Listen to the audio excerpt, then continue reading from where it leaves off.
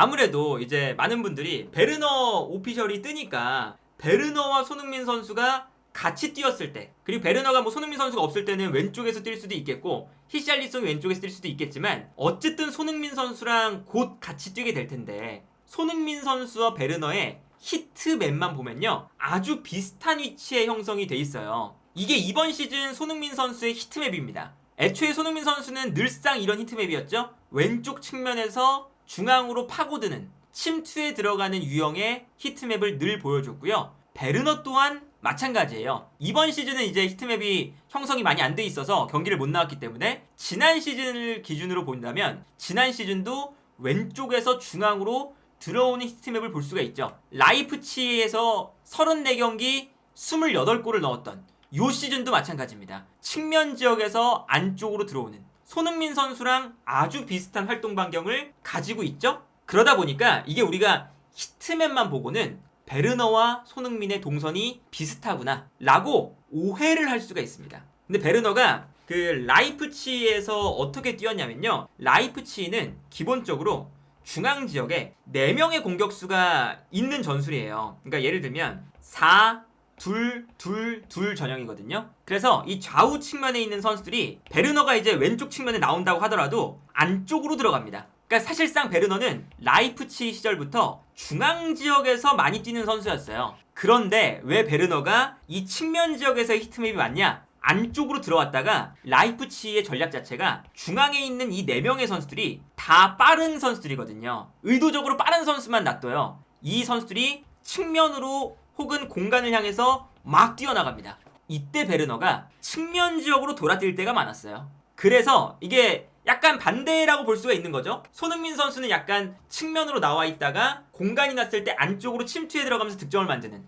이러한 동선이 많다면, 베르너는 약간 중앙 지역에 있다가 측면 지역으로 돌아뛰는 동선이 많았던 거예요. 그리고 여기서 이 중앙에 있는 선수들이 계속 뛰어 들어가면 수비가 좀 분산이 되잖아요. 그때 베르너가 측면 지역으로 빠졌다가 다시 안쪽으로 들어오면서 득점을 만드는 이러한 동선을 베르너가 많이 보여줬었습니다. 그러다 보니까 지금 베르너가 나는 토트넘의 전술이 나에게 완벽하게 맞다고 생각을 했습니다 라는 인터뷰를 했어요. 근데 이게 그냥 립 서비스가 아니라 애초에 이 베르너가 공간으로 침투하는 플레이에 능합니다.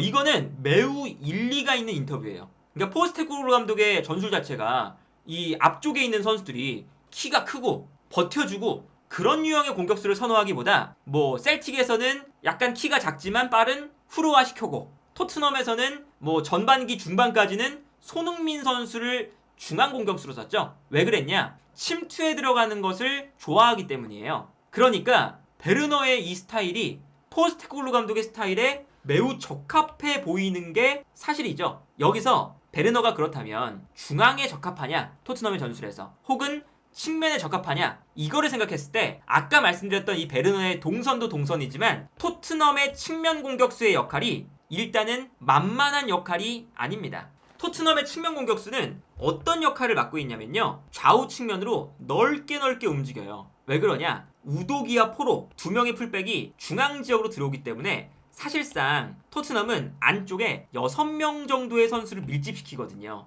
그러면 상대 입장에서는 토트넘 선수들이 밀집하니까 토트넘의 공격을 막아야 될 때 중앙의 수비를 밀집시킬 수밖에 없어요. 이렇게 밀집시키는 순간 측면에 공간이 많이 나니까 측면으로 넓게 움직이는 거죠. 근데 여기서 끝나는 게 아닙니다. 여기서 이 역할만 했다면 베르너가 이 역할을 할 수 있었을 거예요. 측면으로 빠르게 뛰어가는 역할, 스피드가 아주 빠른 선수이기 때문에 이 역할에 적합할 수도 있겠죠. 그런데 이렇게 중앙 지역으로 상대 수비를 몰아넣는 이유는 측면 지역과 거리가 멀어지게 만드는 건데, 왜 그러냐? 만약에 손흥민 선수한테 패스를 보내줬다고 생각을 해보시면요, 측면 수비수가 손흥민 선수에게 끌려 나옵니다. 그런데 중앙 지역으로 끌려 들어갔다가 나오니까 중앙 수비수와 측면 수비수의 거리가 더욱더 멀어져 있죠. 이거를 노리는 거거든요. 그리고 이렇게 측면 공격수가 끌어냈을 때, 끌어내는 순간 뒤쪽에 있는 우도기, 그리고 뭐 중앙에 있는 메디슨, 아니면 중앙 공격수로 나오는 뭐 히샬리송, 그런 선수들이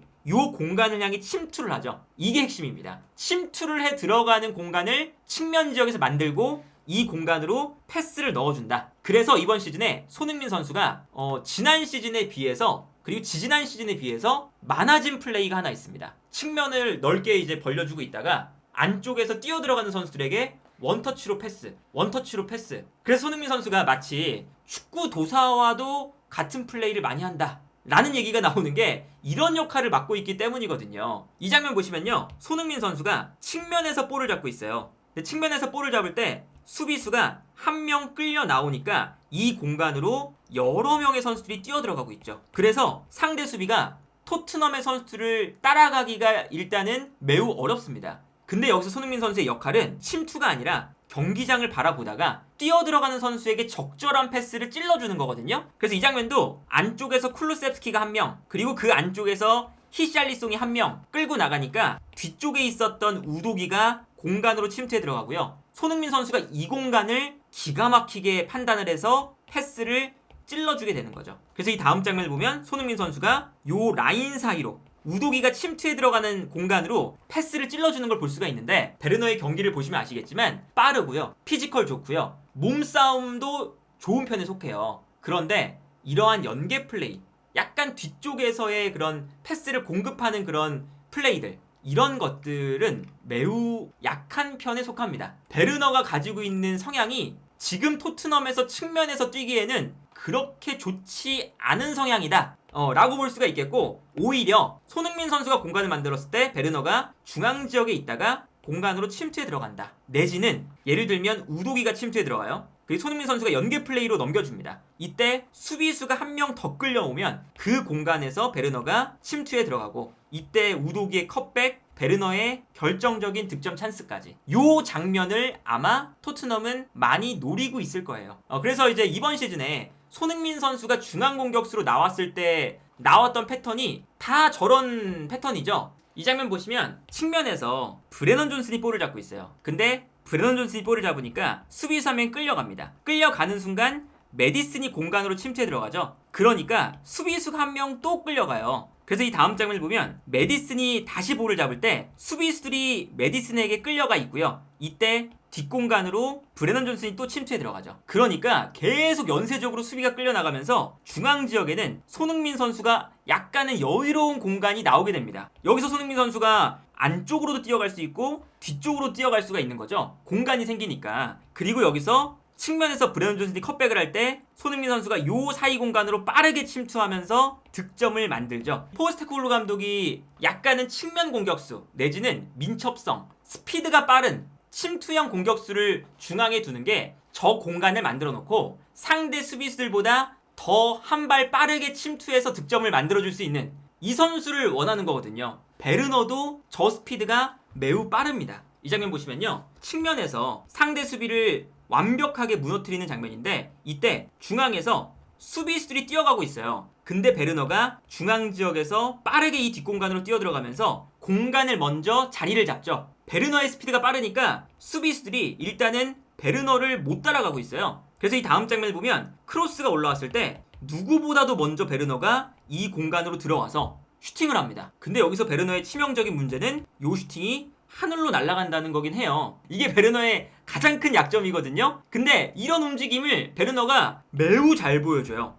그리고 이 선수가 히샬리송과 다른 점 뭐가 있냐면요, 오프 더 볼 플레이가 매우 지능적이에요. 히샬리송과 손흥민 이렇게 두 명의 선수, 오프 더 볼 플레이의 극단의 선수를 놨을 때 히샬리송 쪽보다는 손흥민 선수 쪽에 가깝습니다. 이 장면을 보시면 이제 명확하죠. 상대 수비가 올라와 있어요. 그래서 베르너가 순간적으로 오프사이드 라인에 걸려있는 상태죠. 근데 여기서 미드필더 라인에서 볼을 몰고 올라오는 동료 선수가 있으니까 순간적으로 이 안으로 들어갔다가 다시 나갑니다. 손흥민 선수한테 볼 수 있는 장면이죠. 그래서 이 다음 장면을 보시면 패스가 나갈 때는 이미 베르너가 안쪽으로 들어왔다가 다시 나가기 때문에 상대의 오프사이드 라인에 안 걸려요. 그리고 이 공간으로 패스를 보내주는 순간 베르너의 스피드를 따라올 수 있는 선수가 그렇게 많지 않습니다. 그래서 베르너가 이 공간에서 완벽한 1대1 찬스를 맞이하고 득점을 하는 장면이거든요. 근데 이런 장면을 베르너가 만들어낼 수 있는 선수이기 때문에 포스테코글루 감독도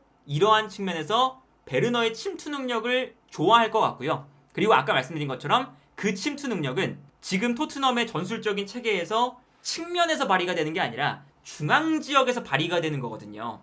그러다 보니까 이 중앙 지역에서 발휘가 되는 이 베르너의 침투 플레이, 이런 것을 포스테코글루 감독이 조금 더 좋아할 것 같고, 베르너가 침투에 들어가기도 하지만 오히려 손흥민 선수에게도 공간을 만들어줄 수가 있습니다. 예를 들면 측면 지역으로 패스가 들어갔을 때 끌려 나오겠죠? 그리고 아까 말씀드렸던 게 베르너가 중앙 지역에 있다가 측면으로 빠져나가는 걸 잘해요. 그러면 여기서 베르너가 측면으로 빠져나가면서 수비수 한 명을 또 끌고 옵니다. 그러면 손흥민 선수가 이 공간으로 뛰어들어갈 수 있는 여유가 생기죠. 직접 볼을 몰고 들어가도 되고, 아니면 베르너와 2대1 패스를 주고받으면서 들어가도 되고, 아니면 메디슨을 주고 본인이 안쪽으로 들어가도 되는 거죠. 그러니까 이게 베르너가 오프더볼 플레이가 매우 좋은 선수다 보니까 손흥민 선수에게 2차적인 공간이 날 수 있다는 건 이제 베르너와 손흥민의 뭔가 호흡이 잘 맞아지면 잘 맞아질수록 더 많이 나올 거다, 그런 생각이 들고, 여기에 더해서 베르너는 포스테코글루 감독의 중요한 포인트 중에 하나, 전방 압박을 참 잘하는 선수입니다. 왜 그러냐? 이 베르너가 가장 좋았을 때가 나겔스만이 이끄는